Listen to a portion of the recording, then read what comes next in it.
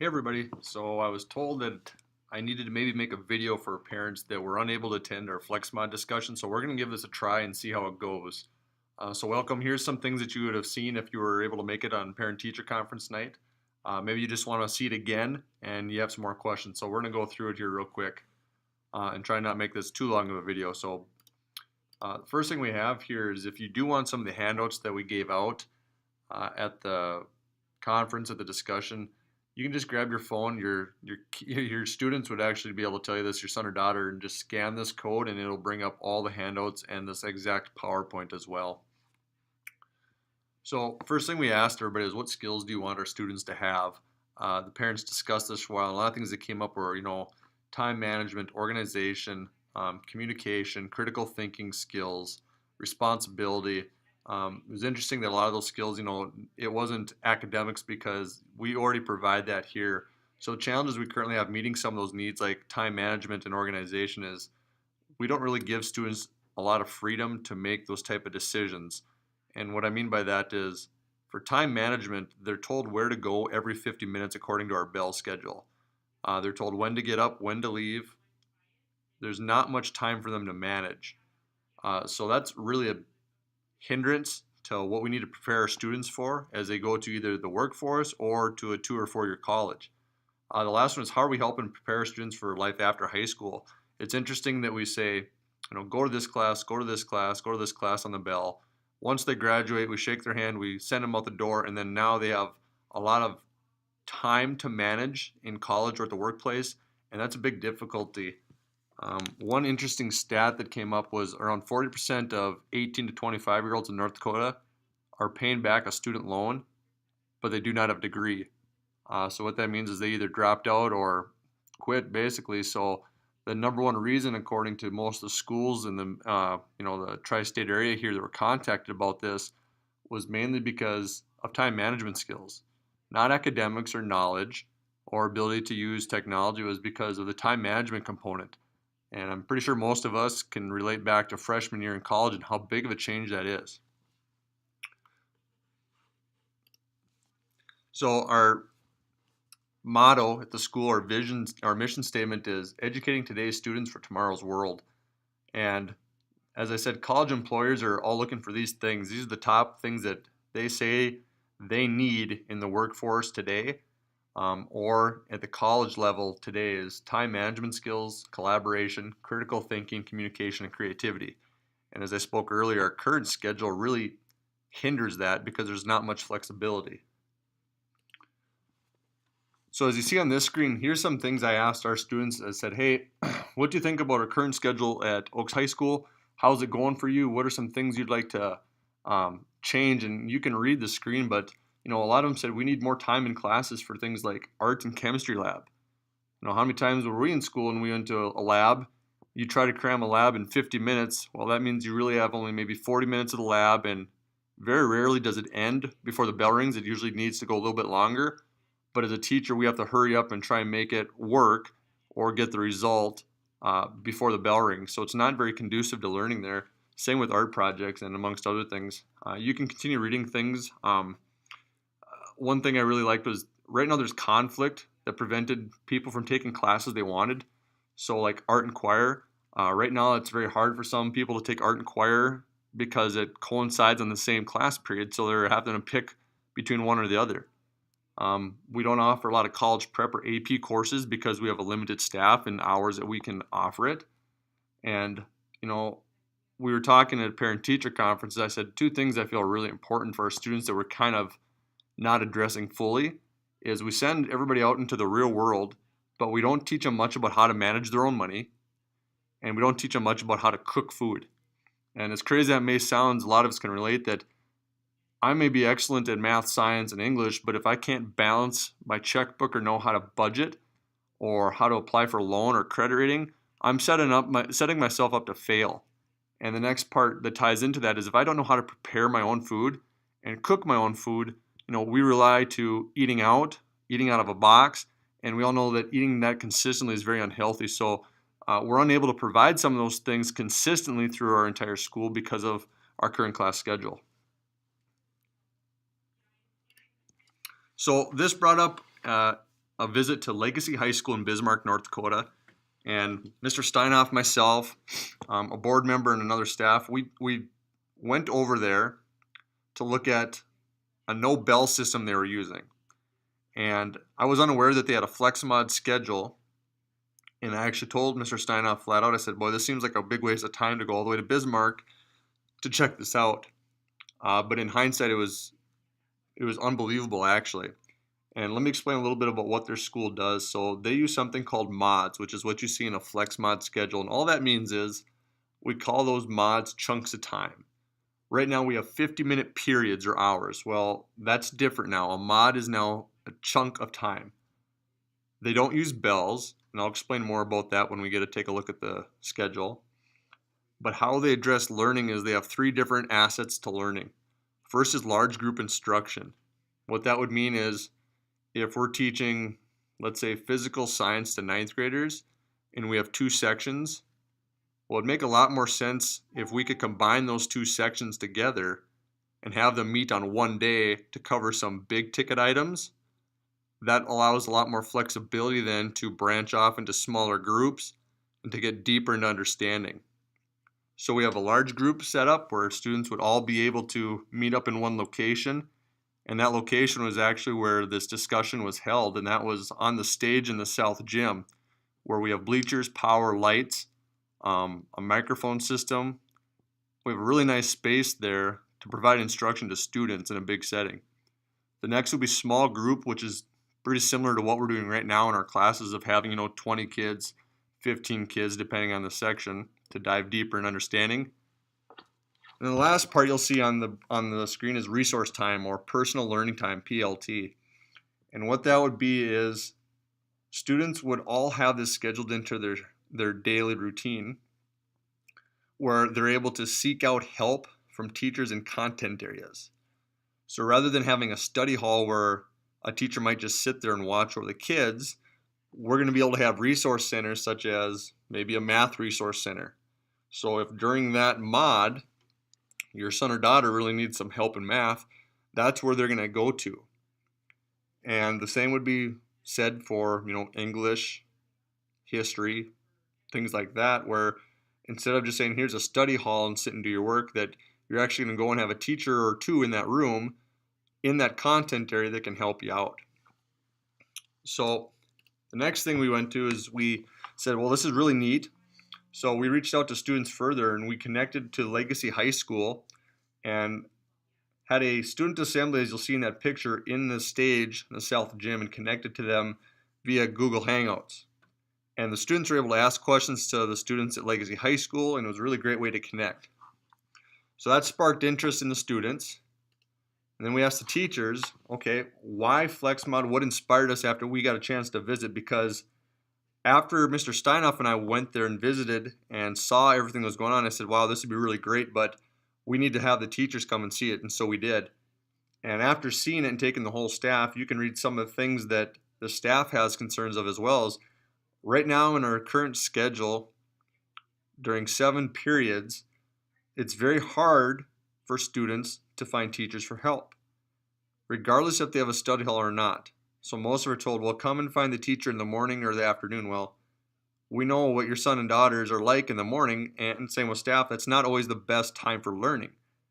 And the second part of that would be after school. Well, the majority of students in this school are in activities, and the majority of our teachers also coach.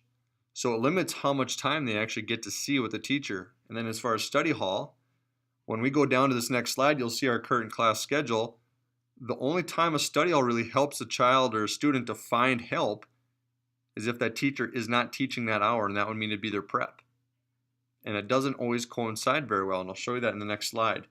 So as you see with the teacher side, we want to provide kids more choices, give them flexibility to take more than one class that they were maybe really interested that previously they couldn't choose between. Allow students also that are finished to quickly leave the room to pursue other subjects. So let me explain that one. What that would mean would be if we create this FlexMod schedule and there's certain periods or mods throughout the day. Let's say we've all been there where we're in class and it takes us, 10 or 15 minutes to get the material. We understand it. Well, then what happens with your son or daughter is they're told to sit there and finish work and wait, and we have to instruct the rest of the class to get them caught up. So it's not a very good system because we're trying to do things to fill time for the students that are understanding the material quicker, and then we're also distracted from giving our time and energy to the students that need that extra help. So what this would allow is if the students get the material right away, 10, 15, 20, 30 minutes into the period, and they got it and they can demonstrate their learning, we can flex them out and we can say, okay, you're going to be flexed out. I know that you have maybe something you have to finish in math, or you had questions in history. You're going to go to that class. And when they go there, then they're going to get the help they need where they need it, instead of having to sit and wait for the bell to ring like our current system. So let's take a look here at what our current system looks like here at Oaks High School. Some of you have seen this, maybe not everyone, but that's what it looks like for a teacher schedule, for a master teacher schedule. So as you look, first hour, we have one study hall with Mr. Podol, but no other teachers have a red box, which means every other teacher is teaching. So it's impossible if you need help from Mr. Kraus, first hour, you're not able to go and see him because he's teaching.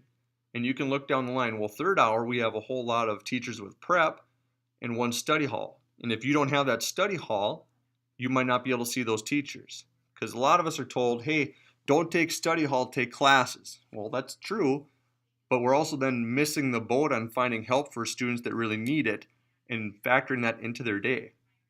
And the same would be said for teachers. If they want to see the students for help, they're limited to when they can do that given the morning routines that they might have with meetings or commitments that after school for coaching or activities.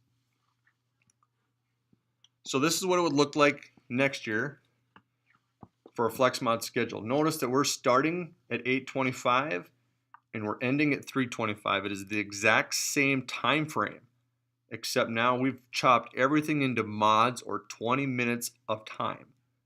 So there would be 21 mods next year. You also are probably looking at, wow, it goes from 8:25 to 8:45, and then the very next mod starts at 8:45. So what we have and what Legacy High School has is passing time, meaning 4 minutes before 8:45, the majority of those classes that would get done at that time will be dismissed. So there's about 4 minutes, like there is now, to get from one class to the other, but it will not be on a bell. The reason behind that is these mods, when we go to the schedule right on this next slide, you'll see are grouped differently per class. So I might have a class that takes up mod 1, 2, and 3. So that would be an hour-long class. Okay, so that means I'm going to start at 8:25. My class will get done, before 9:25 will be dismissed. I might have another class, though, that maybe I have an English class or something that it starts at 8:25, but maybe they only go for 40 minutes on that same day. So they're going to get out a little before 9:05. So if you're still following with me, that means that we don't have bells because there's a likelihood that we'd be ringing bells every 20 minutes. You can about imagine what that would be like in a school, that every one of us would have a tick or start having some breakdowns of hearing that bell every 20 minutes. So the stress level of not having bells and allowing not a break in instruction is very, very, very positive. So what does this look like then? Okay, we see it's broken down into 20 minutes. Here's an example of two schedules, and you'd have this on your handout.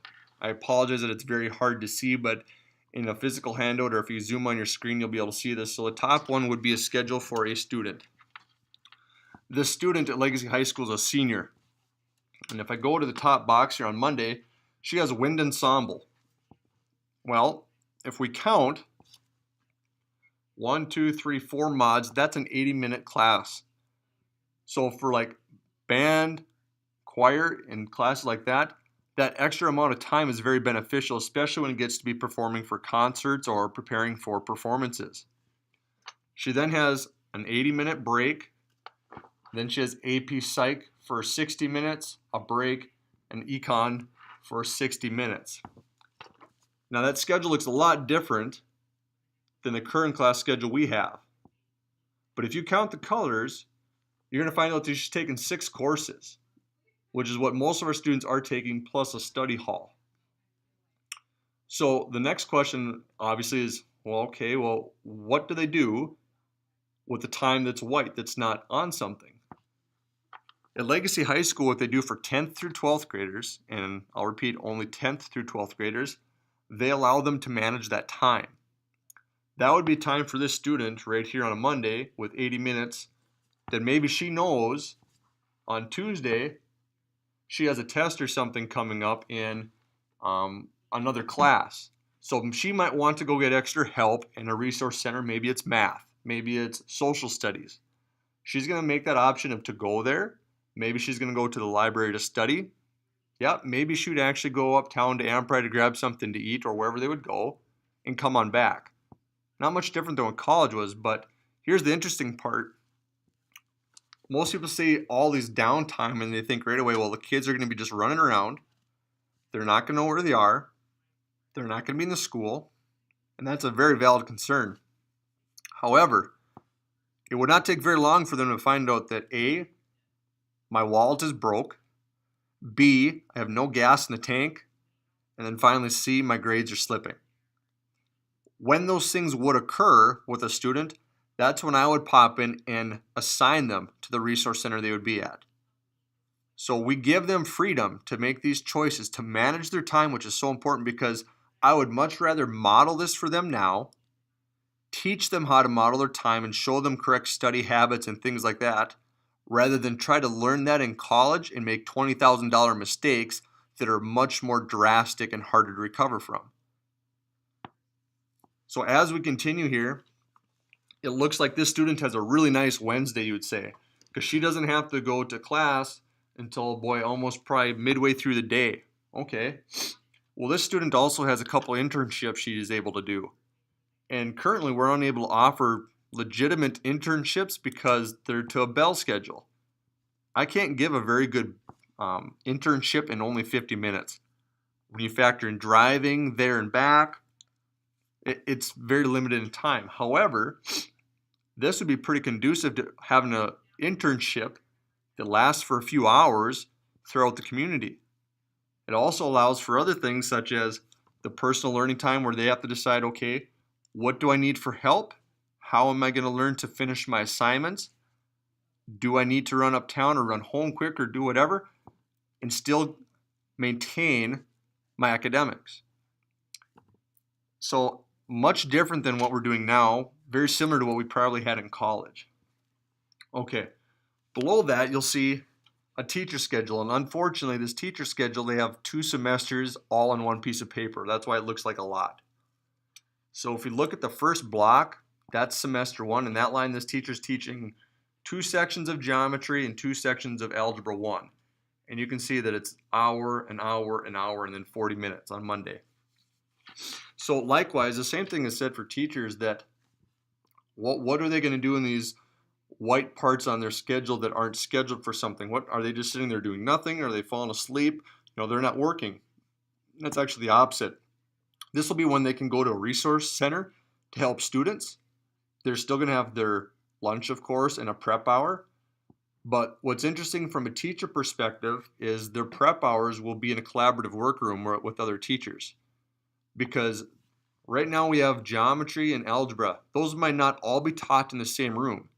They might be taught in the same area, but we're going to have teachers moving just like the students do. The reason behind that is instead of sitting in a room doing prep and correcting and stuff, there's so much research that shows how effective teachers collaborate with one another.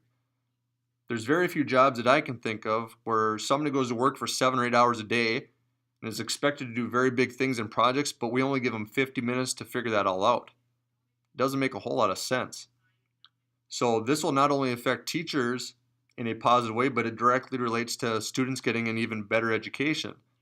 Because teachers now are going to be able to have their collaborative work areas where they can see people and have meaningful discussions about your sons and daughters, ways to help them, things that are working and not working. Let's do a project together on this and connect both content areas. Conversations that are so important that right now are very hard to have when you have a 7-period bell schedule. Okay, as I move down, Another thing on your handout that I'm not going to read through would be what we got from Legacy High School.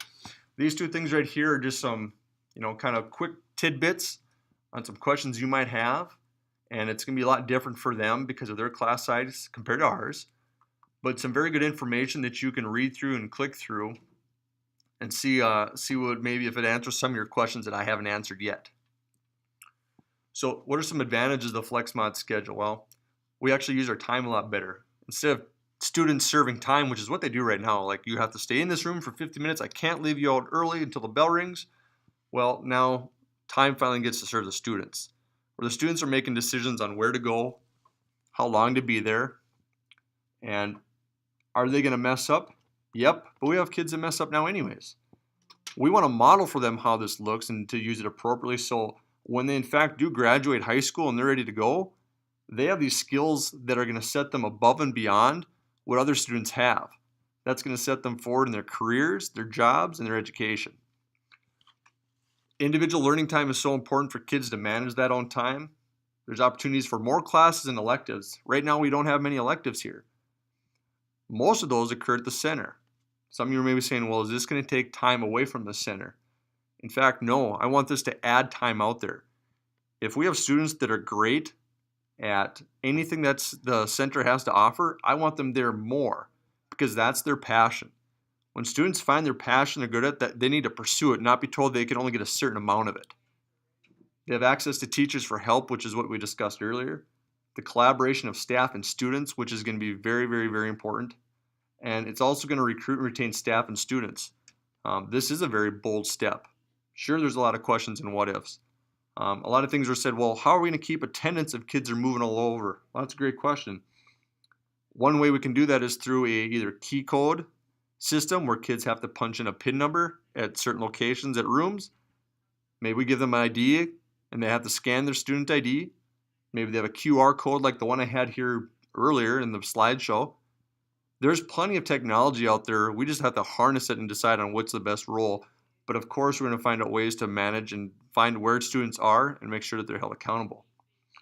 As far as students and staff here in recruiting, I find it interesting, that we talk about the current school system has been around for really about 100 years and it has not changed. And it was created for factory model schooling.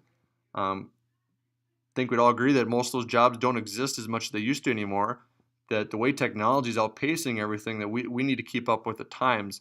And this FlexMod schedule has actually been around since the 60s and 70s. So the question was, well, if this is so great, why aren't other schools doing it? Well, Legacy High School does. There's a few in Wisconsin, one in Nebraska, and there's a few others scattered throughout the country. So they're like, well, why isn't other people doing this? It's very easy, actually, because it's a lot of work. It's a lot of change. And it's very hard to have that type of change if you don't have administration and staff backing it. And we have that here. We'll get to the staff results here after we went to Legacy High School in just a moment. So, as I said, some concerns, our attendance procedures, and then the main thing is just the fear of change, something different. Well, we went through school this way, so you should too. Is kind of how we went through things. Like we paid our dues, so the next generation should as well. And then we'll talk about how we were not given the opportunities we wished, or there were things we wish we could have changed. So logistically, Carrie is the key holder. She schedules everything, of course. She's confident we can create this for a couple reasons. We already offer the same classes that Legacy does. We just have it in a traditional format. And it can open up new opportunities for classes, electives, or online courses that right now we can't offer because we can't fit it into a schedule. So as I said before, our staff input, we created an online poll on the bus right when we left. We said, hey, should we pursue this? 18-1. That's amazing because that says that the staff is willing to take this big of a risk too because they know it's what's best for kids. It's going to be a lot of work. It's going to be messy. And no questions about it. We're going to run into challenges next year. But you guys have to have patience with us and trust us. And I know that's hard to put all that trust when we don't know what it's going to look like. But we know this is what's best for kids. We believe we can be leaders in the educational field by changing to this schedule and continue to challenge our students and set them up for success when they leave those doors and not just talk about it, but actually have proof that they're going to do way better in college, job, in the real world, because we're providing them time to manage their own amount of learning, and also giving them some skills that they need that otherwise a traditional bill schedule doesn't have. So I know there's a lot of questions. Rather than try to have email or things like that, what I'm going to do is I'm going to create a today's meet. And what that today's meet is, it's going to be like a discussion thread. And it's similar to Twitter in the fact that you'll have only so many characters. The link that I'll create will be open for maybe a week or two. And questions that will be asked, I'll try to go on there as much as I can throughout the day or at nighttime and try to answer as many questions as possible. Of course, you can always come in or email me. There's no reason that can't happen, but as far as sometimes thinking of something off the top of your head and you're on your phone or you're at work or something, you have access to a computer or your iPhone or Android or whatever you have, you can go right on that link, pick your nickname, and then have a discussion with some questions. Appreciate you guys' time. I tried to make this as quick as possible, and I know there's no way I covered everything, but that's what the next step will be the discussion board, or you can always come in and talk to me, call me up, email me, and I'll do the best I can for you. All right, thanks.